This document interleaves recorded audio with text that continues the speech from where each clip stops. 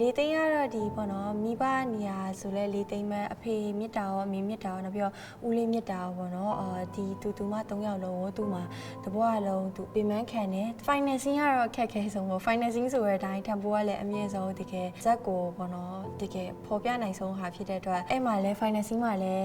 ခက်စင်းရတစ်ခါတည်းအများကြီးပါဝင်တယ်အဲ့ဒါတော့ challenge ဖြစ်ခဲ့တယ်ဒီကလေး3ယောက်ကအသိရဲ့ဘဝအသိရဲ့အသက်ပါအသိဟာပညာမတတ်ခဲ့တော့သူတွေတူမတွေကိုပညာတတ်ကြီးတွေဖြစ်အောင်ပံ့ပိုးပေးခြင်းညီမနုပညာနာမည်ကတော့ဘွားဖြစ်ပါရဲ့ရှင် character လေးကတော့ထွေးဆိုရဲလေးသိန်းရဲ့အငယ်ဆုံးတူမလေးဖြစ်ပါရဲ့ရှင်ရုပ်ရှင်ဇာတ်ကားတဲ့ကြီးလာတဲ့ခါမှာရိုက်ဖြစ်တာဆိုရင်တော့ဒုတိယမြောက်ကားပေါ့နော်ငငယ်တော့ကတော့ကလေးတယောက်ဆောင်နေနဲ့တကားရိုက်ဖူပါရဲ့ရှင်တရားကန်နန်းလာတော့တရေလာကိုပီကေပေါ့နော်ဒီနေရာလေးမှာဒီလို role လေးရှိတယ်တမီးလုံလာပေါ့လို့ဆိုရဲအချိန်မှာတက်ခံခဲ့ပါရှင်ငငယ်တော့ကတော့ကလေးတယောက်ဆောင်ဆိုတော့အဲ့တော့ဘလို့ feeling ရှိခဲ့တယ်တော့တိကျမမှတ်မိဘူးပေါ့နော်ဒါပေမဲ့အခုတက်ကြီးလာပြီးတော့ဒီတယောက်ဆောင်ပြန်လုပ်ရတယ်အဲ့အချိန်မှာလည်းဒီရတဲ့ဇာတ်ကားတွေက drama ဖြစ်တယ်ပေါ့နော် drama ဖြစ်တော့နည်းနည်းတော့ pressure တော့များခဲ့တယ်ကတီချာလုပ်နိုင်ပါမလားမှုတွေကိုဖော်ပြနိုင်ပါမလားအဲ့လိုမျိုးလေးတော့တွေ့ဝေခဲ့ပါရှင်စစတိရချင်းတော့ဘောနော်ခက်စင်နဲ့တိရခါကျတော့အကုန်လုံးကတကယ်ဟိုမှာပညာရအောင်တဘာရအောင်လုံးဝဆရာကြီးတွေဖြစ်တဲ့အတွက်ရင်ခုန်တယ်ပေါ့နော်သူတို့နဲ့တကားရဲ့တယောက်ဆောင်မယ်ဆိုပြီးခံစားချက်ကလည်းအများကြီးပျော်ရွှင်စေရဲကိုကိုခုံယူရပြီးတော့အများကြီးပီတိဖြစ်တယ်ပေါ့နော်ငါတကယ်ဒီလိုတယောက်ဆောင်ပါလားဆိုပြီးတော့အဲ့လိုမျိုးခံစားရတယ်လို့တစ်ဖက်မှာလည်းပေါ့နော်စိုးရိမ်မိရဲ့ဒီဇက်ရဲ့ရောက်တဲ့နောက်မြောက်ပဲနဲ့လော့ရော့သွားမလားပေါ့အဲ့လိုမျိုးလေးစိုးရိမ်စိတ်တွေရောရှိခဲ့ရှင်ဟုတ်မျိုး၅ပါးမှာကင်းဝေးပြီးလောကီလောကုတ္တရာနှစ်ဖြာလုံးနေနဲ့ကောင်းမွန်သောအကျိုးကျေးဇူးများကိုသာရရှိခံစားနိုင်သောသူတော်ကောင်းသူမြတ်လောင်တွေဖြစ်ပါစေကွယ် financing ကတော့ခက်ခဲဆုံးပေါ့ financing ဆိုတဲ့အတိုင်းထံပိုးကလည်းအမြင့်ဆုံးတကယ်ဇက်ကိုပေါ့နော်တကယ်ပေါ်ပြနိုင်ဆုံးဟာဖြစ်တဲ့အတွက်အဲ့မှာလဲ financing မှာလည်း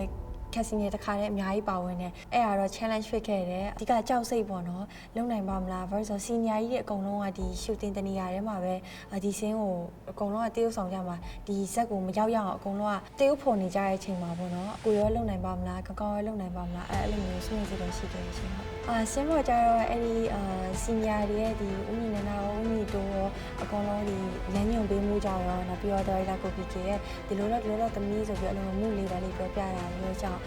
အကောင်းဆုံးလုပ်နိုင်ခဲ့ပါရှင်ဟုတ်ဒီကတော့ဒီကသူတို့ပေါ့နော်သူတို့စိတ်ခံစားချက်နဲ့ဒီလိုခံစားရဆိုရင်ဒါတော့ဘူးထူးထူးခြားခြားတော့မဟုတ်ဘူးလို့အရင်ကမှထူးခြားဖြစ်နေရမှာမဟုတ်ပါဘူးသူတို့ကလည်းလူတွေကလူပဲဖြစ်တဲ့အတွက်သူတို့ရဲ့ခံယူချက်ရဲ့သူတို့ဘဝမှာသူတို့ပုံစံဒီလိုပါသူတို့ဒီလိုမျိုးရှင်တိုင်းတာပျော်တယ်သူတို့ရဲ့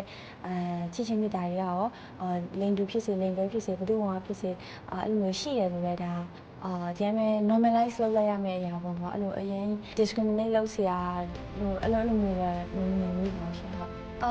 ထွေရတော့နည်းနည်းဆိုးလေးချစ်တူလေးချွဲလေးအဲ့လိုပုံစံလေးပေါ့